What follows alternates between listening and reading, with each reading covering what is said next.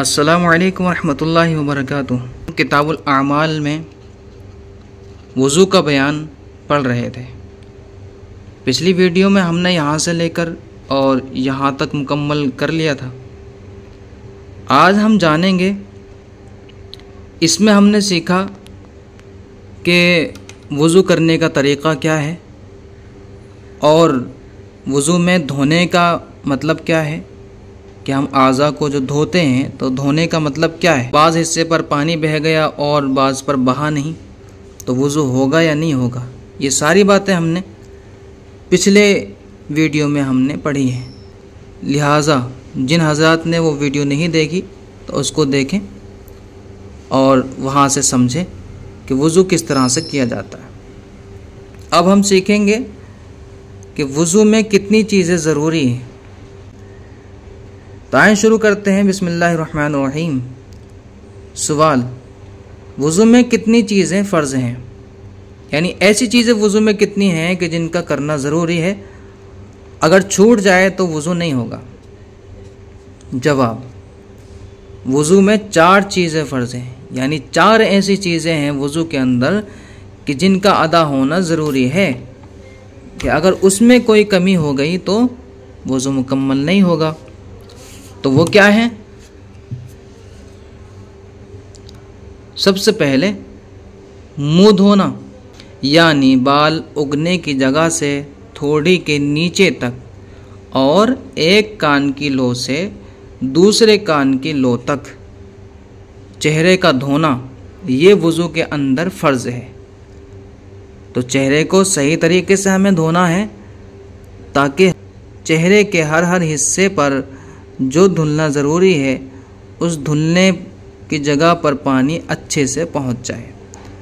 और वज़ू का दूसरा फ़र्ज़ है कोहनियों समेत दोनों हाथों को धोना। कोहनियों के ऊपर तक धोना है हमें, जहाँ से हमारा हाथ मुड़ता है, कोहनी जो होती है वहाँ तक हमें अपने हाथ को धोना है और कोहनी उसमें शामिल है।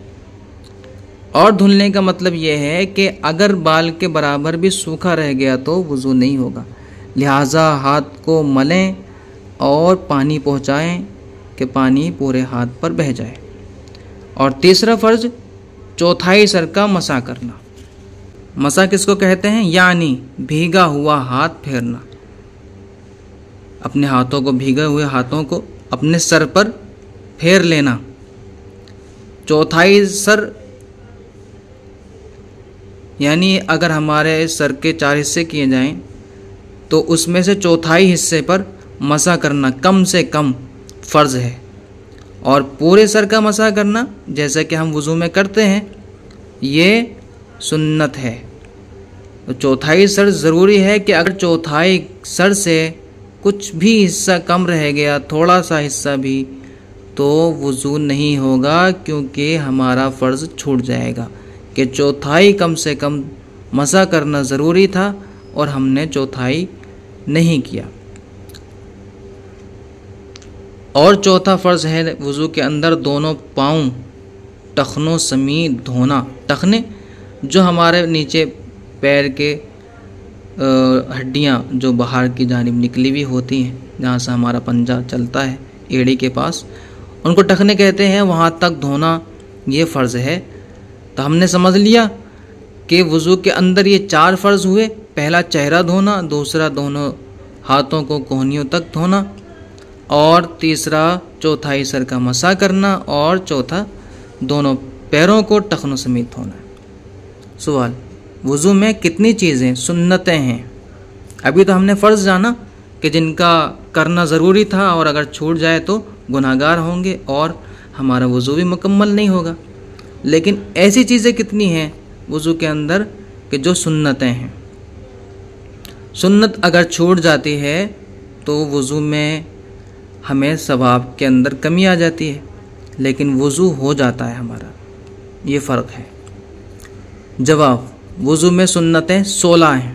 पहले नियत करना वज़ू, लेकिन अगर हमें वज़ू करना है तो वज़ू हमें इसी तरह करना है कि हमें तमाम सुन्नतों को, तमाम मुस्तहब्बात को और फ़राइज़ को मुकम्मल तरीके से अदा करते हुए चलना है ताकि हमारा वज़ू अच्छे से मुकम्मल हो। हमारी नमाज़ों की कबूलियत का दारोमदार वज़ू पर है, लिहाजा अपने वज़ू को हम तमाम सुन्नतों, मुस्तहब्बात और फ़राइज़ की अदायगी के साथ मुकम्मल करेंगे।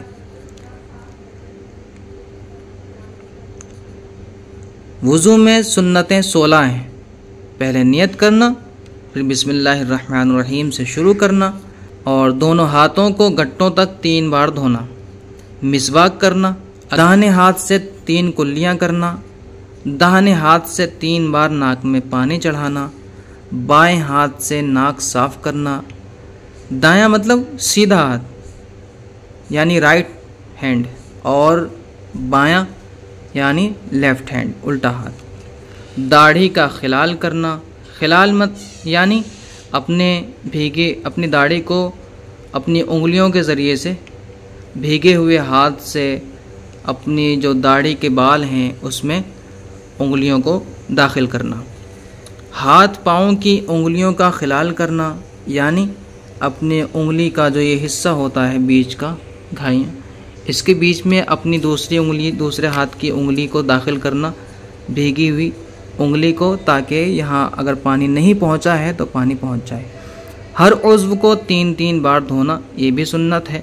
पूरे सर का 1 बार मसा करना, देखें पूरे सर का मसा करना सुन्नत है। जब हम पूरे सर का करेंगे तो चौथाई सर तो उसमें शामिल हो जाएगा। कानों का मसा करना और तरतीब से वज़ू करना, ये भी सुन्नत है कि पहले हमें हाथ धोना है, फिर चेहरा, फिर दोनों कोहनियों समेत दोनों हाथ धोने हैं, फिर मसा करना है, फिर हमें पैर धोने हैं। दाढ़ी के जो बाल मुंह के दायरे के नीचे हैं उनका मसा करना यानी अपना भीगा हुआ हाथ उसके अंदर दाखिल करना। आज़ा को पैर दर पे धोना यानी एक के बाद दूसरा लगातार धोना। हर मकरूह बात से बचना यानी जो चीज़ें भी मकरूह हैं उनसे हमें बचना वज़ू के अंदर, ये सुन्नत है। तमाम की रियायत करते हुए हमें वज़ू करना चाहिए।